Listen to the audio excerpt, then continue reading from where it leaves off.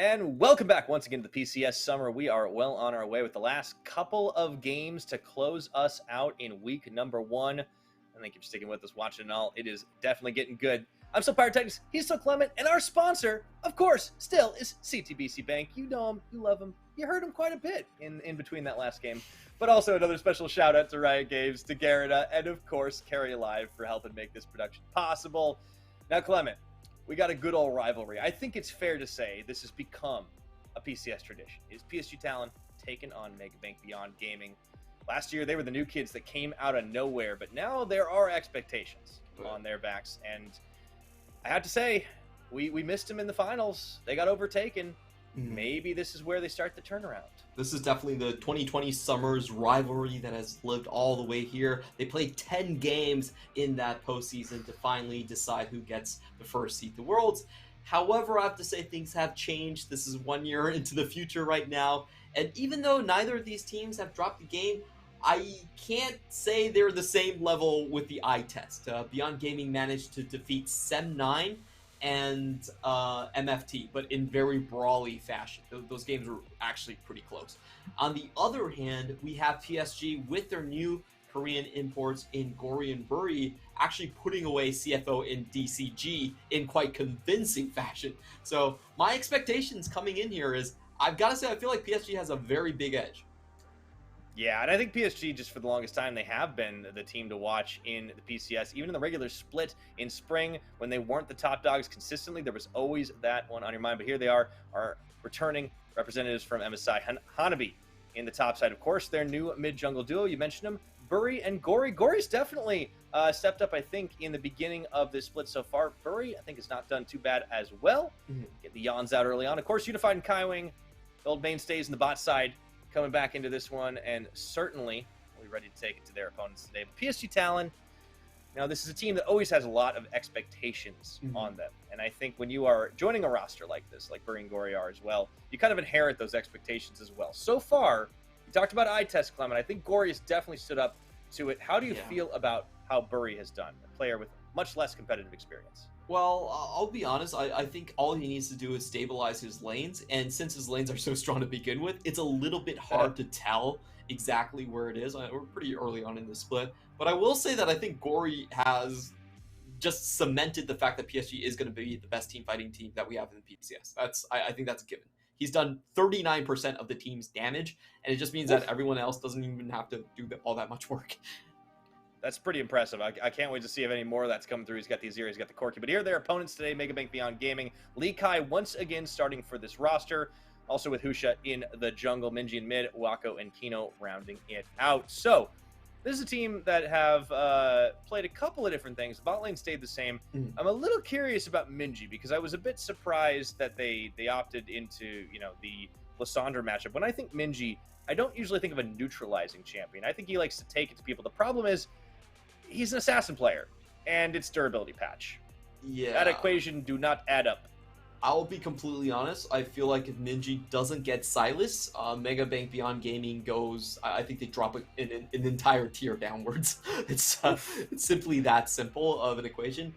There's a lot of issues, I would say, for Megabank. I feel like in their first 2 games, we have seen, Lee Kai get solo killed by his lane opponent coming from Sem9. And we also saw Kino just having a hard time adjusting to the fact that there are a lot more enchanters being played right now. So all across the board, I feel like Megabank Beyond Gaming is all out of sorts. I think all 3 lanes are kind of have a bit of meta sickness. However, on the flip side, I think Husha has actually done a pretty good job at keeping that carry jungle tradition alive. You look at Viego, you look at Wukong, I think this is a really good patch for him. He's always been a pretty high percent damage carry coming in from that position. So I think Megabank, they try to play up around Wako, and they try to find that 1v1 between Husha and Buri. Yeah, I think that is the win condition for sure, and definitely worth highlighting that highlight player in the jungle. Husha was a big part of their success in the spring split as well. I'm remembering back some of the Rek'Sai games. He usually gets off to a flying start when Megabank Beyond Gaming wins, so certainly keep an eye on that in the beginning of the game. Ari banned away as well as Lucian. On the PSG side, we see the Corki and the Gangplank both removed from PSG as that Kalista follow through. This has to be a Zeri beat, right? You think?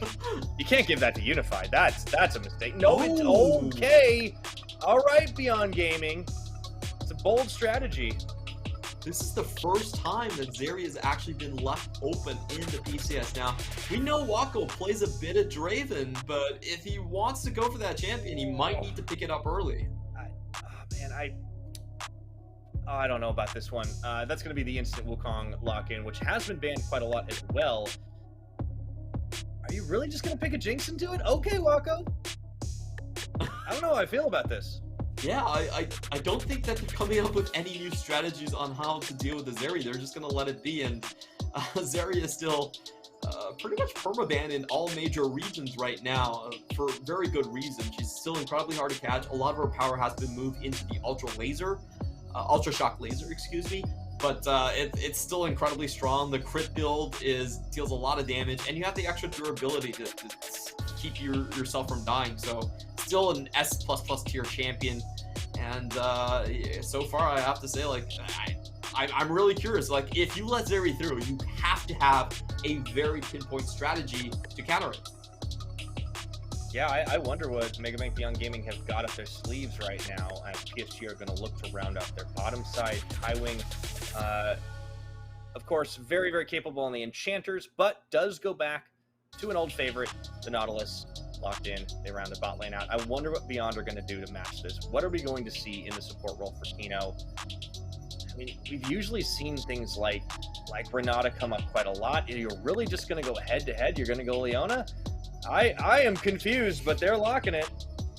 Wow, this is so interesting. They've actually thought that Gory's Azir is worth much more than Unified's Zeri.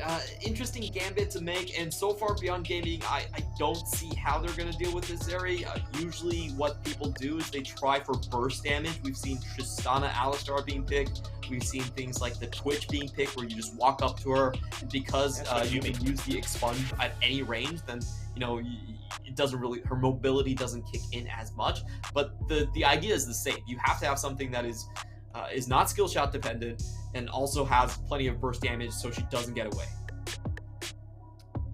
Okay, Kali ban comes through for PSG there. I mean, that, I guess, despite the fact that, you know, Minji is more likely to go on something like Silas, they want to negate the possibility of him popping off there. Kale ban away against Hanabi, who, by the way, has only really played Gnar this split in the 2 games, but, you know, give the man time, I suppose. Yeah, you know, I think Hanabi always has his blindside big 3, the Ornn, the Gangplank, the Gnar. Either one of them could come out, and it looks like Beyond Gaming are happy for him to maybe pick up the Gnar, and they have a counter for him down the way. So we'll see what PSG bans right here. They could decide to... Oh, they're actually just going to target out Minji here, but Silas left open. Interesting. Yeah, I mean, I guess I just don't want to deal with potential assassin snowball, and... Okay! Bel'Veth Hover, I mean, you're not allowed to pick it, I don't think. I'm pretty sure no, you can't pick it. Disabled. Okay, yeah, just for funsies. They are going to pick the Gnar away, but this is blind red side Gnar pick away from Hanabi. Interesting. I actually feel it's somewhat okay, because Hanabi is not someone that's going to reach for the Aurelia or the Jace to punish you right off the bat for it. I still think he plays within the confines of his team. And honestly, I feel like PSG, because they have Gory right now, their team fight damage output has just been so high that they can afford to just pick a tank in the top lane. I think they'll be fine. And oh, this is, I love this pick. Yeah. This is why they didn't ban it. Oh boy. So the last question to answer is what Hanabi's going to be doing here for himself. Yeah. I mean, oh, I'd love the Singe. That would be a lot of fun. Come on, Hanabi. I don't think I've seen Hanabi play Singe. Oh, this is an old school counter of this. This would be fun. Come on, pick it. Oh, no! Oh, why you gotta do us like that, Hanabi? It's the, okay, you know, it's the Ornn. It makes sense. But man, I would have loved a bit of spice. Yeah, honestly, not that many lockups. I feel like the Ornn was kind of the go-to answer, as we said. You really don't need more damage with this comp. A tank is perfectly okay. The big question is... Talia mid for Minji. Okay.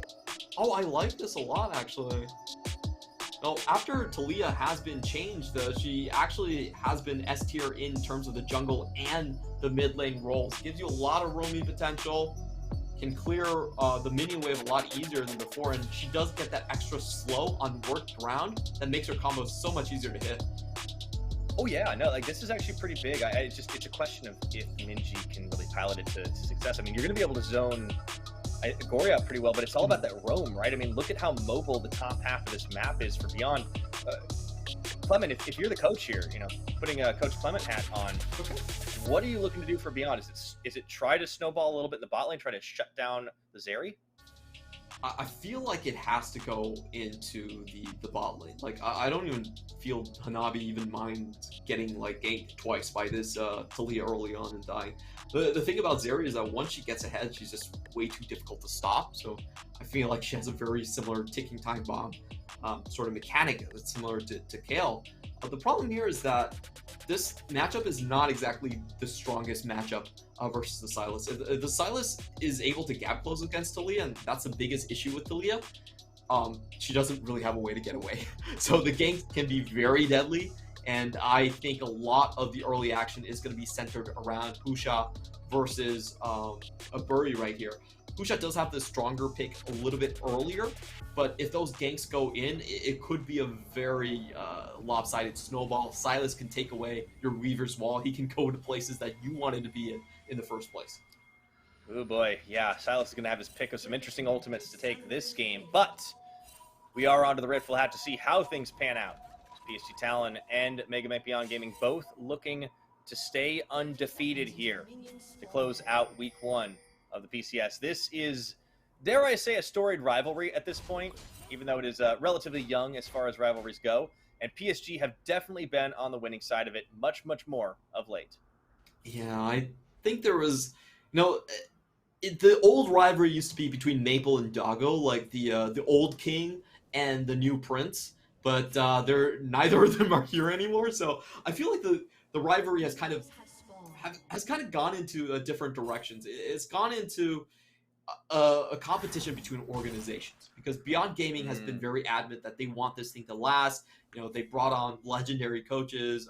The management team has Mistake all the way from TPA, and they want to build something that is homegrown in Taiwan, and they want to get new talent. Well, PSG is I think has a much more international outlook. Their base is in Hong Kong. They've always played with multiple Korean imports. So I think it's an interesting view on how these organizations view change and how they build through the seasons. Yeah, very different approaches as well. I think PSG, of course, no arguing that they have had more success, but also a lot more time to achieve it. I think for Beyond Gaming, it is a matter of just trying to find how everything all fits together, especially since it has been a different team since that young Prince Doggo left, packed his bags for the LPL.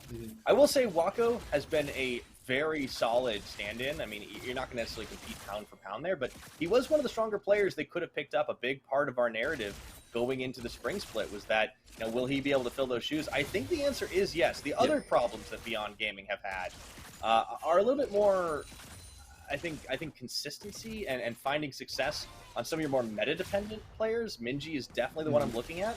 So I want to keep my eye on that mid lane and see if he can actually go toe-to-toe with Gory. Yeah, that has been sort of the biggest issue. The hardest shoes to fill actually weren't from Doggo, they were from Mawan. So, that's a little bit unfortunate for the org, but I think it's definitely true. Most people do see it that way. As Mawan had a very wide champion pool in terms of like split pushing fighters, control mages, while Minji is pretty much backline assassin and backline assassin only. So we'll see how each of them get to play. Earlier on, you can tell Beyond Gaming very much aware of the fact that, hey, if Taliyah gets ganked early, that could just be it. You don't want Sylas hitting level 6 or snowballing against Taliyah. It's very difficult for Taliyah to peel. That has traditionally been her weakness against some of these more aggressive mages in the mid lane. So they are going to do their due diligence and put a ton of wards into the PSG jungle.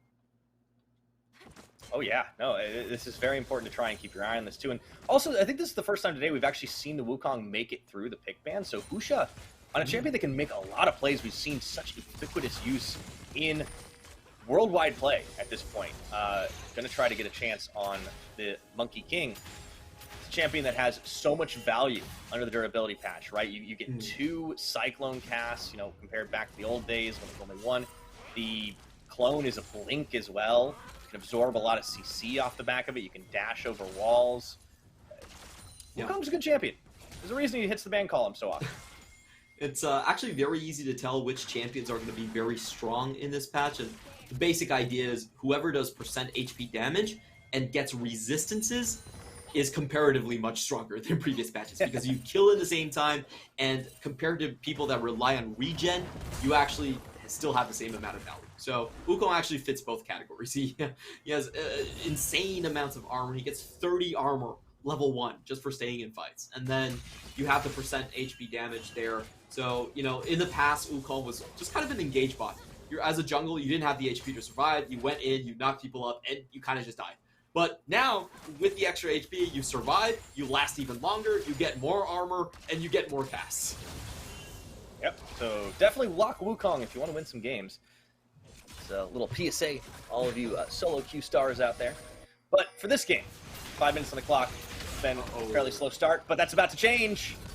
Ooh, okay, yeah, Minji knows too. Gory is around. Gotta be careful. No, I believe that Gory was a so far seismic shove into the wall that actually stopped Gory from using his abduct right there. Really nicely done by Minji. He was in such a bad spot. I'm actually very surprised he managed to get away from that without burning a flash. Yeah, it's good timing too, you know, so I think there's some hope there. Even if he's fallen behind a little in farm, gotta be careful though. This Furry is hanging around. Start to see if the sports roam. Ooh, hey, here we go. Minji combining up with Husha finds more damage onto Gory, but no flashes burned still. Husha only on level 4 as he takes another trip into this mid lane. Alright, there we do have the level 6 tick, so this should prompt PSG's bot lane to play very safe. They have Talia outside of vision. They know she doesn't have the TP, but still, that should send chills up their back of their spines. And yeah, it looks like they're going to keep this one relatively safe. Just using the minion dematerializer, but not walking up. Yeah, both of these bot laners are playing for the late game, right? It's double coals across the way, and I think PSG... It's interesting to see this team's evolution, right? Like, you know, back in the day, the Maple days, of course, it was, you know, it was a team that they kind of were able to just sort of hands check most of the competition. Then, you know, we saw the Bei and Juhan days of last split. Things were a little bit different. It was, you know, kind of tempo. And we're seeing a lot of Rise games, so a little bit of global pressure out of that. Good old tank Rise. We saw almost every single game. And now they're one of the best team fighting teams in the league. So PSG always has something going for them. Yeah, I felt like they were a very slow team in spring. And Gory is, honestly, is kind of like a Bei plus. Like, they're very similar, but I would definitely say that Gory, you know, his description in the LPL was a bit of a weak laning phase, but very strong team fights, which is kind of what Bei is, but I think Gory even takes that to a different level. The biggest thing you can tell from PSG is, hey, at least they don't need to first pick Ahri as a takeaway. That is huge, and that was one of the biggest gates that they faced in the MSI, is that, you know, they just... He wasn't a great Ahri, but he also could not play against it whatsoever, so they ended up putting themselves in a bad spot. Shampoo issues sometimes are a little bit rough here. Now, speaking of Minji, one of those players that does sometimes have those issues, really good escape in the 1v2. Did have to burn Flash to do it, so that is still a win as far as PSG talent are concerned, but they know on the Beyond Gaming side that is the strategy. It's just try to camp Minji, don't let him get a whole lot done. There is always that Weaver's Wall to contend with, though, if he wants to make a trip down to the bottom side. Husha, of course, on level 6. It should open up some opportunities for Beyond to make some plays, and you know, they themselves aren't going to feel too bad about their scaling factor when they have a Jinx on the roster. If Burry's not getting kills on the Viego, you have to feel fairly good about things. I mean, this early game does seem not too bad for Megabank Beyond Gaming. Yeah, they so far have kept Ninja alive, and maybe Husha can do something here. Husha? Okay, Flash. Ooh, just dodges out of the Cyclone. There's another cast of it, though, and he will expend it, as Gory also does. And they both just kind of touch the edges of the big baton, and nobody gets anything off of it. No first blood yet. It was pretty nicely done there by Gory. He waits until the second spin is up, and then he spins himself. So they're going to knock each other up at the same time and kind of cancel each other out. And Gory keeps himself alive there. All right, who's going to look to take away this red? However, Unified smelling an opportunity. They will get the hook on, but Wrong Wukong. Now Kino, he goes in on the Zenith Blade and the ultimate first blood for the Jinx as Wako lines up the perfect rocket, flashes the wall, looks for Unified into the laser, the stun, a double kill, and it doesn't get much better than that.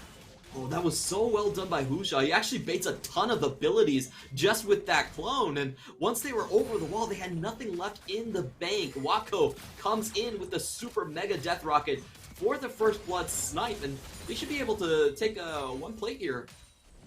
Yeah, that was some old school Jinx play. I love that from Wako. Already opening up, and this feels really good. You know, your Cole is nearly done. Let's take a look at that replay again, because Husha, I think this man deserves an Oscar. Yeah, that was incredibly sweet right here. Let's just watch how many abilities he actually fakes out here. So he does get tagged by the... he actually dodges the Dredge line too. Ultra Shock Laser dodge and Abduct dodged. So that's 3 critical abilities taken away by PSG, and that just ends up being a gimme for Beyond Gaming. Yeah, that buys a shiny new Kraken Slayer right there. And all of a sudden, the Jinx is accelerated. Unified is set behind, has no flash as well. So Beyond Gaming, I think they're smelling blood in the water here. They can start to make some plays. They should have Dragon Cryo. Unified does actually start that one up, trying to get a little extra free damage onto Kino, who arrives in time. But Beyond are taking their time about it. They have a gold lead of about 1,000. Not keen to give it away. I do have to mention, even though Zeri's incredibly powerful, it is also true that Jinx in the very late game does kind of counter him out. Okay, flash followed. Hanabi has decided the time for weak side is over. That is going to be the burn down. The tick doesn't quite do it. Oh, Likai. He lives. I want to see how much HP that was. That was so close to being a kill. That's got to be like 15 or less. Yeah, I will say Hanabi kind of messed up his volcanic rupture right there. That should have been a kill if it was a couple pixels to the right side. But I still feel like Likai was very close to death on that one. All right. So a little bit of lucky break up top, but Beyond Gaming using their advantage down bottom, finding themselves the first dragon, keeping that gold lead in their favor, and neutralizing the pressure that PSG are trying to put out on them. My goodness. Got a 1k gold lead right now coming in from Beyond Gaming, and there are a lot of points where I feel like they could attack. I think the most easiest one to see is Minji with this blue buff is going to get the shove over in this mid lane, and bot lane Unify still does not have that flash. So that lane could be easy pickings. You know, as a Talia, you can always just weaver wall into the back, cut off the entire tower, and that makes life very difficult for the Zeri. She might have a lot of movement speed, but it's not easy for her to jump across terrain. 800 gold advantage for the Jinx right now over Unified. This is a position that I feel like the PSG bot lane are not used to finding themselves in, outside of MSI, I suppose. Yeah, that was the biggest question we had for Unified coming back from MSI, because they honestly had a pretty bad stretch all the way from spring playoffs to the international tournaments, and so far this play I feel like Unified has done absolutely fine. I don't think you put the last trade on him, and the laning phase has gone well as well, so we'll see if Unified comes back to his domestic form, or will we still see some wildly performances coming back to haunt them.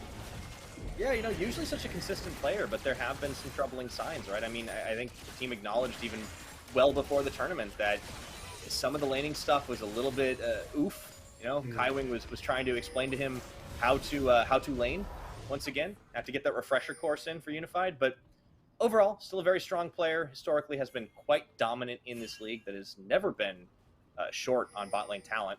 Does get his mythic item by coming through the Immortal Shield Bow, coming in for the Zeri. Pretty standard build right now. We do see the Phantom Dancer next to just put up her attack speed into the crit build. It's typically how the Zeri builds these days. You don't really see the Triforce into the Titanic Hydra style anymore. The changes were that she does crit now with the Ultra Shock Laser. It's so weird, but they basically put a ton of power into an over-the-wall skill shot. So the description I saw on Reddit, I felt like was really accurate, but kind of funny at the same time, is that she's basically a Lux on skates right now. Yeah. No, I mean, it makes perfect sense, right? I cannot play this champion, by the way. Fun fact. It is too zoomer for me. Yeah, you Have to definitely use need a bit cast of to auto. ADHD. Yeah, no, it weirds me out. I keep trying to right click, right? And I'm just like, why am I not attacking? This is esports boomer problems. But back into this game. Less about my woes. At this point, with the Jinx lead that you have, obviously you still want to look into that late game, but what do Beyond Gaming need to do to try to accelerate a little bit more? It seems like they're controlling this bottom side of the map pretty well. Is that enough? Or do they need to be a little bit more proactive? I feel like their game plan at this point is to consistently just stack up Drakes and put enough pressure into the bot side. PSG, their composition doesn't really work without Hanabi. They need that frontline present to soak damage. And I feel like on the flip side, Beyond Gaming are pretty happy to play the 4v4 bottom. Like they have the engage advantage, I would say, with Husha and Kino's champions, the Leona and Wukong, definitely have a much stronger chance at initiating. So I feel like Beyond Gaming are just going to try to split the map here and play a 4v4. Speaking of initiating, all right, Kaiwing looked like he was going to set something up. It's just Ward Wars, though, in this brush. Unified getting back under the safety of the turret. Already taken down to about half its own tower HP. Husha here is in the bottom side, trying to help them push the wave. A 3v3 happening between Bury and Husha, and I think they're just going for first brick here, but it's a little bit tight. You see Bury looking to step up in the Hollow Mist there. Or a path, I should say. Ori doing a really good job at shadowing Minji across the wards right here. Good, well-placed wards, spots Minji the entire way through, and make sure you can't make that instantly into a 4v3. The thing about playing against a Taliyah is you have to remember your job is not to get there first because you're never going to outrun Weaver's wall. Your job is actually to shadow her the entire way. So well done on that point, but I still think Beyond Gaming, just with the item advantage, is going to get what they came here to do. Ornn isn't in the picture just yet, so 4v4, Beyond Gaming should have a very sizable lead. Yeah, and a really nice timing window as well. You know, you see Minji goes back, teleports back after he gets Leandry's finished. The Everfrost does come through, and the rocket from downtown is going to just wave past Bury, does not get hit by it, so they will end up handshaking Herald for the second dragon. And ooh boy, Clement, you took a look at the bottom of the pit. You see, we've got a Hextech Rift. Oh boy, this is always a really fun one. I think both Zeri and Jinx can use this one quite well. The two champions late game are both monsters in their own right, but I would say Jinx does have a slight bit of an advantage. Obviously, our auto attacks are not skill shots, so they will always land on Zeri, but Zeri does have very comparable range. It's a skill shot at 825, and then you have the Jinx at 700 auto attack range. So very, very similar, basically identical ranges that the two can play around here. And I think Hextech actually works for both of them. They're long range, you apply the slow, it helps you kite even more. I think both teams should be pretty happy with things. I do love the Hex Gates because it just enables so many shenanigans. Yeah. As that over-the-wall Ultra Shock Laser Unified doesn't find purchase. However, good coverage. I really love that Beyond Gaming have just been able to match wherever PSG have tried to go on the map, or in the event of those two neutral objectives, just a full-on handshake of it. And first brick, of course, not to mention the dragons, the 2 kills. They haven't really given anything up just yet, although that will change as Gory is just free hitting tower up top. But will there be a cost associated with it? Has to heartbreak away to try and avoid that seismic shove, meaning there is going to be a little bit of poke damage on this turret. There's the hook in. Kaiwing does manage to find Kino. He takes a lot more damage and dishes out Force to Flash after the fact. Beyond Gaming are going to be pretty happy with that one. The gold lead's still pretty slim. It's under 1,000 here now for Beyond Gaming. And Beyond Gaming have to be pretty careful about this one. The main engage tools are still there, even though the ult was down from Bury and Kaiwing. They still have that Ornn here, so this push isn't completely safe in that regard, and they do have to pay respect. On the other hand, I feel like PSG did a great job of just sneaking away a tower. There was no response whatsoever. They managed to swap the lanes, Hanabi going into the bot side, Gory going into the top. Kind of caught Beyond Gaming off guard, and they were able to just get 3 1,000, not 1,000, but 3 gold in the bank. Yeah, and this is something that PSG have been able to do pretty much all year, right? Like, they are the team that in the PCS have always understood map states, I think, better than just about everybody else. And that's one of the reasons that they have so much runaway domestic success. I'm not saying other teams don't really get the lane states and things like that, but just PSG just have a better understanding, and I think that hasn't really changed with their new mid-jungle duo. No, for sure, and I feel like going into this phase of the game, this is definitely where you see PSG starting to eke out advantage 5v5. If you look at the Ornn items right now, he has a massive amount of armor. There is not much that this Jinx can actually do without going all the way up into our armor shred. So I feel like this phase, PSG can look to start things even with a deficit in terms of gold. It's really not that much. And Beyond Gaming, they're going to have to play around their toes. It's going to be a very hard fought third Drake, and you have to consider that Ornn is going to be in the fight this time. Yeah, you have to respect the Call of Forge Guts. You do not want to be like all fully grouped up in this one.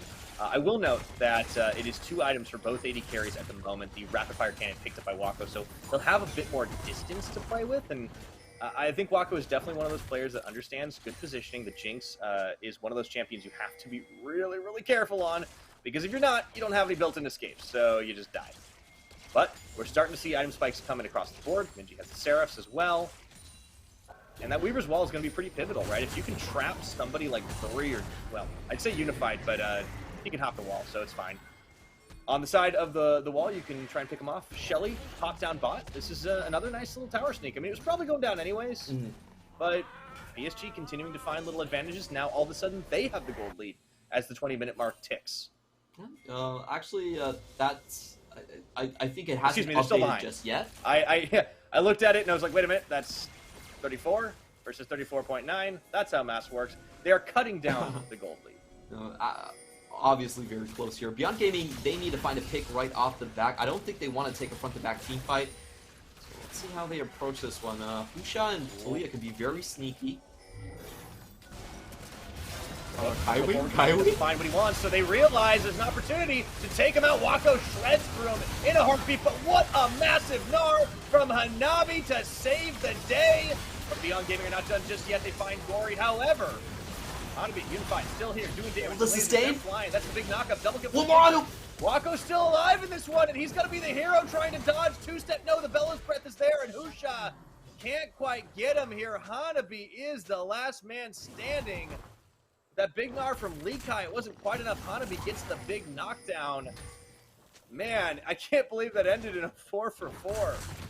Yeah, what a nail-biter of a fight. At the end of the day, nobody's going to kill Ornn. We kind of knew that from the start, but PSG, I feel like they massively overplayed their hand. That should have been a stronger team fight for them. We'll look at the start of this one. Kaiwi definitely a bit of a oopsies right here. Goes in, tries to get Wako, and we already know that he used his stasis earlier, so it just kind of goes down right at the start of the fight. It's still a beautiful death charge into the backline, and very well done by Hanabi to just pin those members. The front line from Beyond Gaming just melts as Hanabi just charges them down with percent HP damage. But at the very end here, this gets so close, almost down to a win, but Wako with the last auto attack is able to cut through the sustain, and for Hanabi, you know, he still gets to clean up. So we have round 2 right now. I think this time PSG is in much better position with Hanabi now making it into the river. Yeah, and also a lot of burn summoners keeping that in mind. However, the Dragon is going to be shredded through the channel, the Weaver's Wall. They are going to actually cut off Bury on the opposite sides. Try to rush down the Drake, but look at that, it's resetting.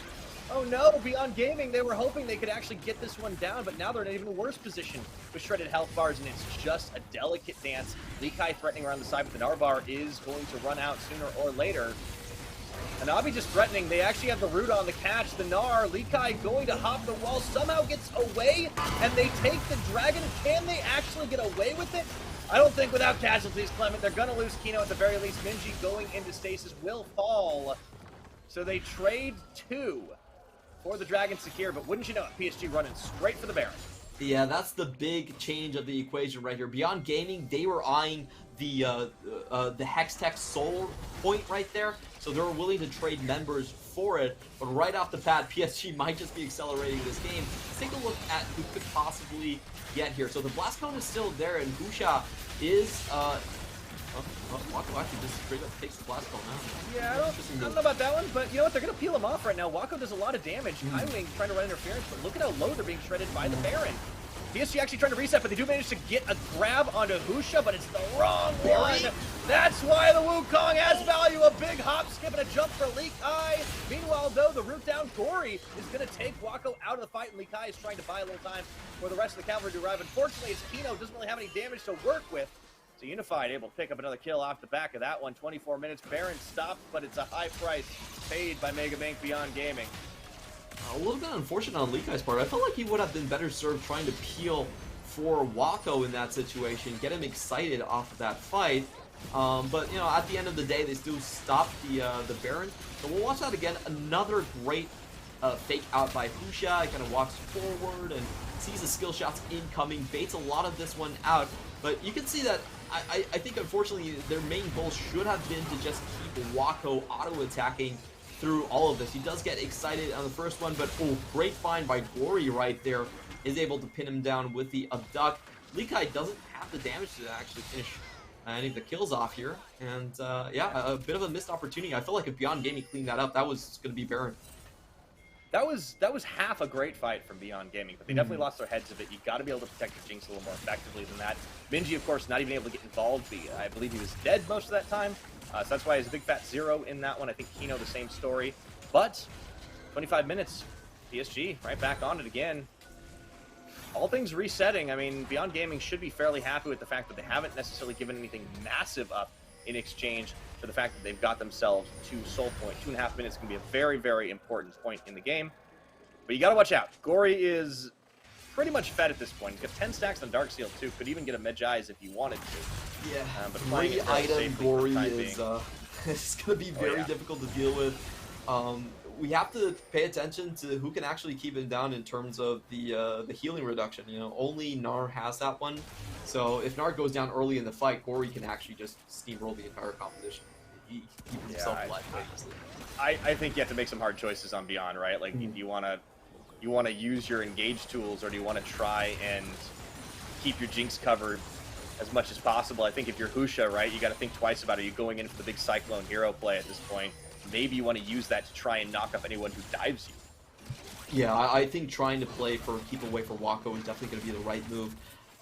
And we do have to mention the item builds right here. Unified does a lot of damage. He does have that triple crit and the Infinity Edge completed, so you know he's doing extra damage onto the crit, 35% extra.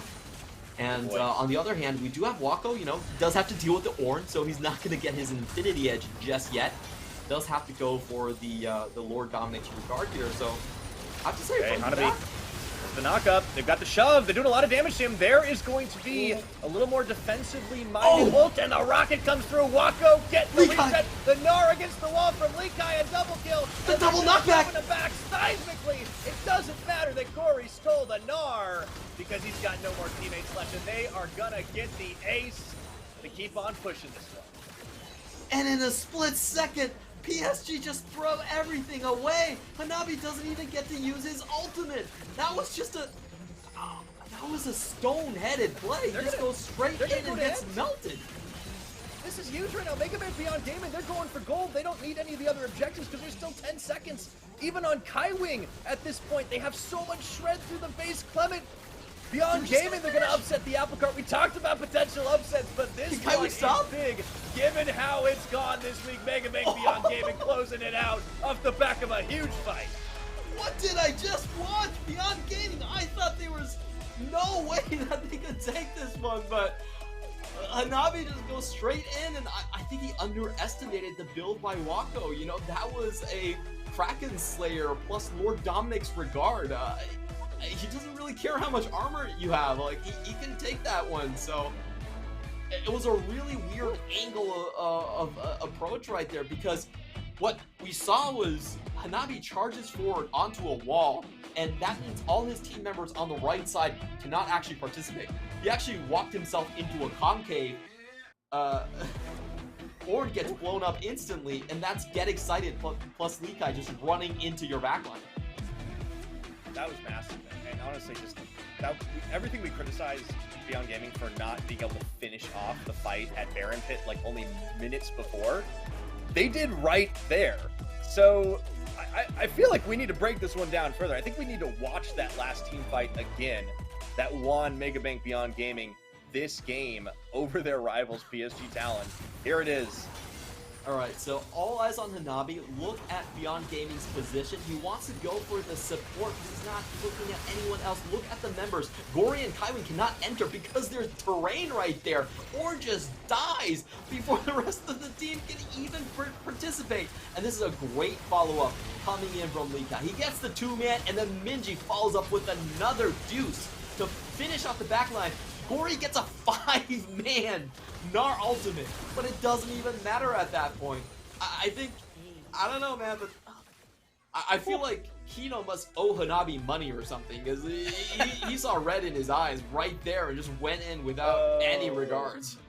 Yeah, he went to collect on that one. Yeah, you know, that was just split-second decision-making that costed. I think also Gory a little bit of a betrayal there as he instinctively dodges away the Jinx rocket, and then it leaves it open for the final hit.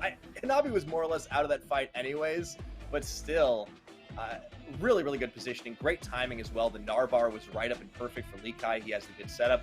And I think we have answered the question about what Minji is going to go towards when he doesn't get these assassins. The Talia was brilliant. He did not fall behind in lane. Husha covered him decently well. When it counted, what a beautiful seismic shove. It wasn't just then. Man, I think Megabank Beyond Gaming, they have what they wanted to draft, but that was the execution we were hoping for, and they really threaded the needle to get the win. I've got to say, this is such a weird game, because I'll be honest, I felt like PSG actually weathered the storm very well. We didn't see a single Weaver's Wall. You know, you usually pick Talia for Weaver's Wall, but that didn't happen a single time. Yeah. So PSG did a great job. We thought they'd be bot lane focused, but they, honestly, like, the game kind of never got to the point where we were seeing dives down bot. I think it was just incremental pressure, right? You saw that lead early on build for Beyond Gaming, and then it was PSG just finding little advantages to get it close to even. And then they never really actually were able to cut it down beyond maybe getting a couple of towers here and there. I think that fight at Baron, things started to look really good for PSG because Gory was on target, was being able to find and shut down Wako.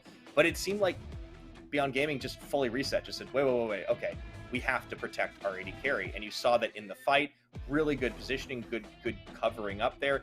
The Wukong ultimate was expended only to deny the dive, and they played it just right down mid lane, didn't allow any other openings. And they found one to end the game. And it's a weird meta, Clement, because it feels like you can have nothing happen for 25 minutes, and then the game can end off of one fight.